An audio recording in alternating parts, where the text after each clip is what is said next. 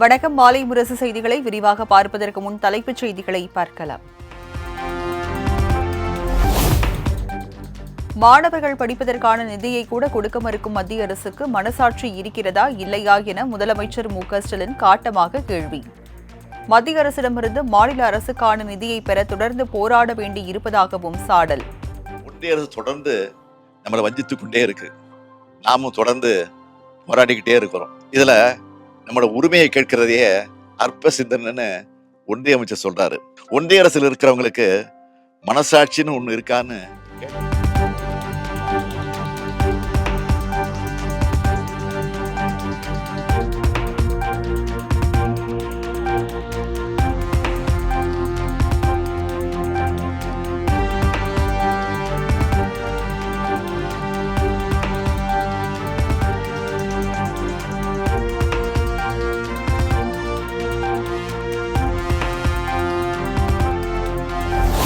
பாஜகவிற்கான dubbing குரல்தான் Edappadi Palaniswami என முதலமைச்சர் மு.க.ஸ்டாலின் கடும் விமர்சனம்.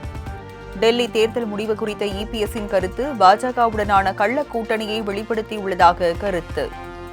பாஜகவோட அறிக்கைகள் மாதிரி தான் இருக்கும். அவருடைய வாய்ஸே பாஜகவின் டப்பிங் வாய்ஸ் தான். நாம கள்ள கூட்டணி சொல்றத நிரூபிக்கிறார் பழனிசாமி, அவ்வளவுதான். இதெல்லாம் பேசுறதுக்கு முன்னாடி அவர் தன்னோட தோல்விகளை பத்தி யோசிச்சு பார்க்கணும்.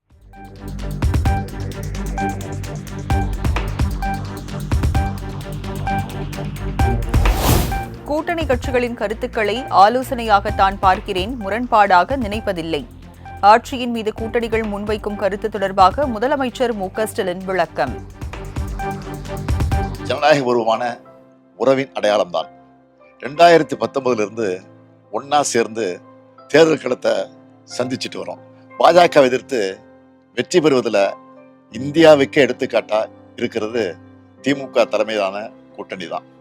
கருத்து முரண்பாடுகளால எங்க நட்புறவுல எந்த பாதிப்பும் இல்லை.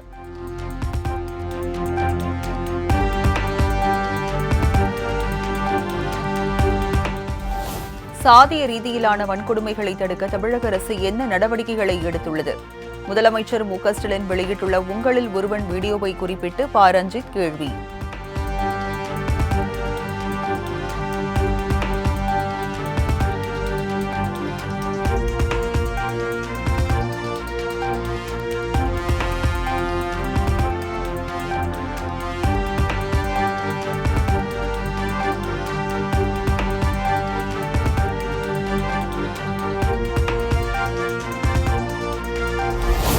முதலமைச்சர் மு.க.ஸ்டாலின் தலைமையில் மாநில அளவிலான வளர்ச்சி ஒருங்கிணைப்பு குழு கூட்டம். அமைச்சர் ஐ. பெரியசாமி, அதிமுக எம்எல்ஏ செங்கோட்டையன், நாடாளுமன்ற உறுப்பினர் திருமாவளவன் உள்ளிட்டோர் பங்கேற்பு.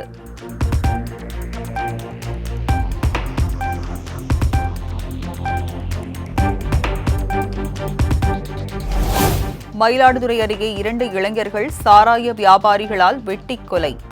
சாராய வழக்கில் கைதாகி பிணையில் வெளிவந்த நபர் வெறிச்செயல்.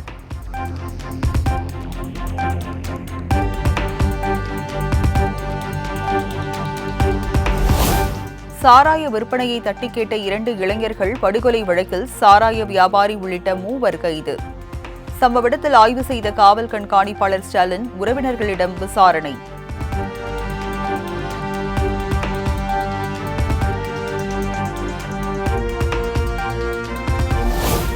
மயிலாடுதுறையில் கல்லூரி மாணவர் உள்பட 2 பேர் படுகொலை செய்யப்பட்ட சம்பவம். கொலை சம்பவத்தில் தொடர்புடைய 3 பேரின் வீடுகளை சூறையாடிய பொதுமக்கள்.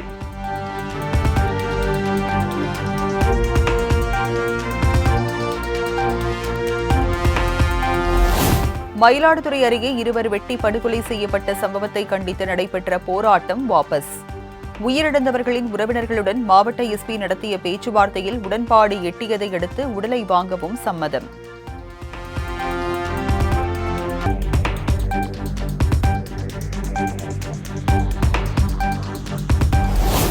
குற்ற புகார் அளிப்பவர்கள் மிரட்டப்படுவதும் கொல்லப்படுவதும் திமுக ஆட்சியில் தொடர்கதையாகி வருவதாக எதிர்க்கட்சித் தலைவர் எடப்பாடி பழனிசாமி கடும் கண்டனம். மக்களுக்கு பாதுகாப்பு இல்லாத அன்சேஃப் மாடல் ஆட்சியை முதலமைச்சர் ஸ்டாலின் நடத்துவதாகவும் கடும் கண்டனம்.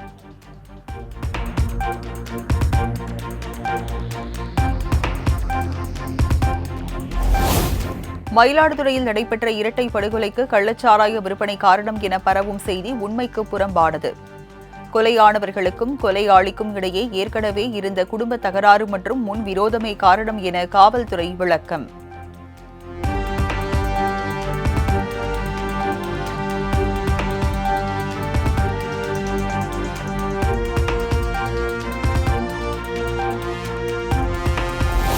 வழக்கை விசாரிப்பதற்கு முன்னரே காவல்துறையே தீர்ப்பை எழுதுவதுதான் ஸ்டாலின் மாடலா என மயிலாடுதுறை கொலை சம்பவத்தை சுட்டிக்காட்டி இபிஎஸ் கேள்வி. இளைஞர்கள் கொலையின் காரணத்தை தீர விசாரிப்பதுடன் தொடர்புடையோர் மீது கடுமையான சட்ட நடவடிக்கை எடுக்க வேண்டும் என வலியுறுத்தல்.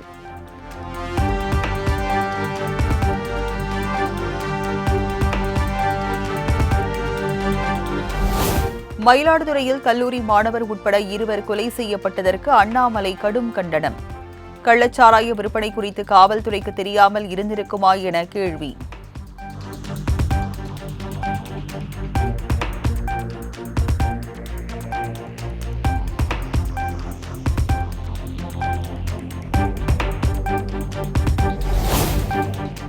இந்தியாவில் தடை செய்யப்பட்ட எல்டிடிஇ அமைப்பின் தலைவர் பிரபாகரனின் படத்தை சீமான் பயன்படுத்த தடை கோரி சென்னை உயர்நீதிமன்றத்தில் மனு தாக்கல். பிரபாகரனை சீமான் போர் முனையில் நேரில் சந்தித்ததாக மார்பிங் புகைப்படத்தை பயன்படுத்தி வருவதாகவும் மனுவில் குற்றச்சாட்டு.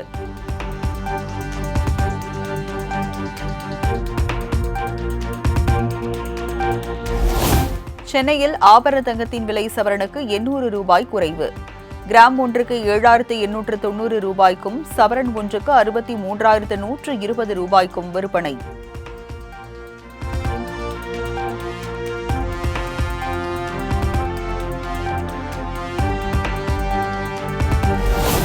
பெங்களூருவில் ஜெயலலிதாவின் தங்க நகைகளை மதிப்பீடு செய்யும் பணி 2வது நாளாக தீவிரம்.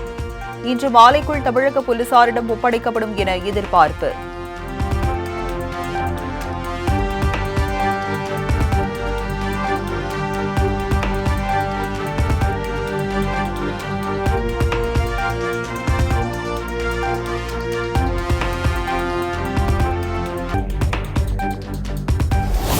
புதுச்சேரி மூவர் கொலை வழக்கில் பிரபல ரவுடி உள்பட 7 பேர் கைது. மேலும் 2 தேடி வருவதாக போலீசார் தகவல்.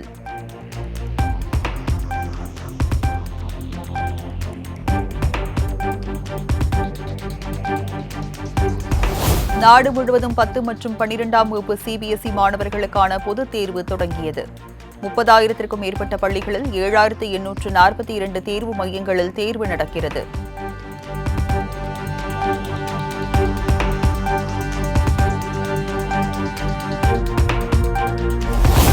தூத்துக்குடியில் ஆழ்கடலில் மீன்பிடிப்பிற்கு அனுமதி வழங்காதை கண்டித்து விசைப்படகு மீனவர்கள் போராட்டம். 200க்கும் மேற்பட்டோர் தூத்துக்குடி துறைமுக சாலையில் மறியலில் ஈடுபட்டதோடு அரசுக்கு எதிராக முழக்கம். மறியல் போராட்டத்துல இருக்கோம். எங்களுக்கு எல்லா ஊர்லயும் தங்கல் கொடுக்காங்க. தூத்துக்குடி துறைமுகத்துல தங்கல் கொடுக்க மாட்டேங்கிறாங்க. நாங்க என்ன குற்றம் செய்தோம் எல்லாருக்கும் தெரியும். நாங்க எந்த குற்றமும் செய்யலன்னு சொல்லி மீன்பிடி அதிகாரிகிட்ட எல்லாம் நாங்க போய் பேசியாச்சு. அவங்க எங்களுக்கு அதுக்கு உள்ள தீர்மானம் கொடுக்க மாட்டேங்கிறாங்க.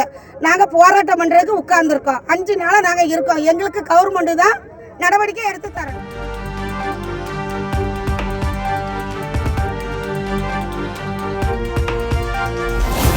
ஈரோடு மாவட்டம் பெருந்துறையில் வங்கதேசத்தை சேர்ந்த 10 பேர் கைது. சட்டவிரோதமாக தங்கியிருந்த நிலையில் கைது நடவடிக்கை.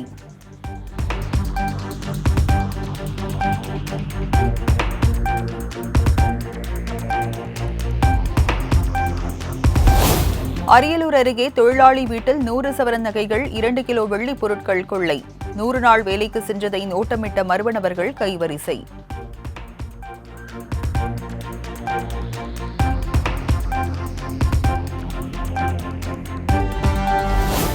அதானி நிறுவன ஊழலை பிரதமர் மோடி மூடி மறைப்பது ஏன் என ராகுல் காந்தி கேள்வி. நாட்டின் வளங்களை கொள்ளையடிக்கப்பட்டுள்ளது தனிப்பட்ட விவகாரமா எனவும் விளாசல்.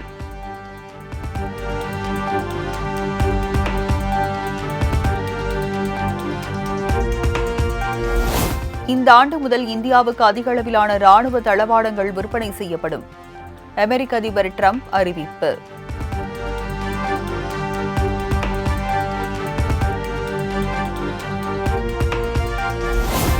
இரு நாடுகளுக்கு இடையிலான உறவு மற்ற நாடுகளை பாதிக்கக்கூடாது. இந்தியாவுக்கு அதிக அளவில் ராணுவ தளவாடங்கள் விற்பனை செய்யப்படும் என்ற ட்ரம்ப் அறிவிப்புக்கு சீனா கருத்து.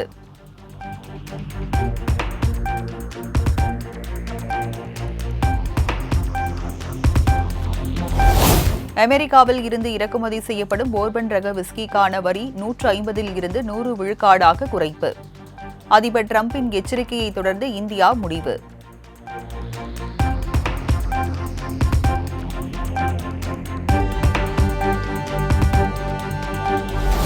ஒருநாள் கிரிக்கெட் தொடரில் ஆஸ்திரேலிய அணியை முதல் முறையாக ஒயிட் வாஷ் செய்து இலங்கை சாதனை. 2-0 என்ற கணக்கில் தொடரை கைப்பற்றி அசத்தல்.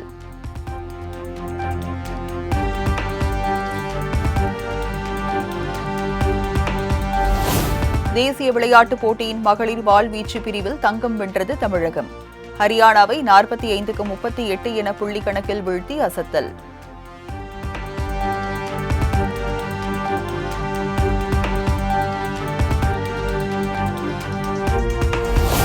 தேசிய விளையாட்டுப் போட்டியின் பதக்கப்பட்டியலில் 6வது இடம் பிடித்த தமிழகம். 27 தங்கம், 30 வெள்ளி, 35 வெண்கலம் என 92 பதக்கங்களை வென்று அசத்தல்.